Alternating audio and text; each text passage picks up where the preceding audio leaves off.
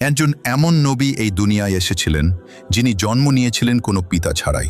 আল্লাহর হুকুমে তিনি মৃত মানুষকে জীবিত করতেন, অন্ধদের দৃষ্টি ফিরিয়ে দিতেন এবং ছোট্ট শিশুকালেই কথা বলে নিজের মায়ের পবিত্রতার সাক্ষ্য দিয়েছিলেন। তিনি হলেন ঈসা আলাইহিসসালাম এবং তার সম্মানিত মা মরিয়ম আলাইহিসসালাম। সবকিছুর শুরু হয়েছিল তখন যখন মরিয়ম আলাইহিসসালাম নির্জনে আল্লাহর এবাদতে মশগুল ছিলেন। হঠাৎ তার সামনে এক সুদর্শন ব্যক্তি উপস্থিত হলেন। মরিয়ম ভয় পেয়ে বললেন, আমি তোমার থেকে পরম দয়ালু আল্লাহর আশ্রয় চাই। যদি তুমি আল্লাহকে ভয় করো তবে আমার কাছে এসো না। তখন সেই ব্যক্তি বললেন, আমি তোমার রবের পাঠানো একজন ফেরেশতা। আমি তোমাকে এক পবিত্র সন্তানের সুসংবাদ দিতে এসেছি। মরিয়ম আলাইহিসসালাম বিস্ময়ে বললেন, আমার সন্তান হবে কিভাবে? আমাকে তো কোনো পুরুষ স্পর্শ করেনি।